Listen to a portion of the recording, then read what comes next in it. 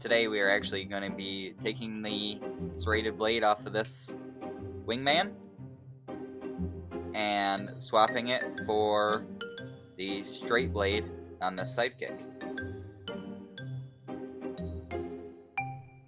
Just so everybody's aware, this is a lot more labor intensive than it would seem to swap just these blades on these Leathermans. So if you like this video, please like and subscribe, and maybe even a comment.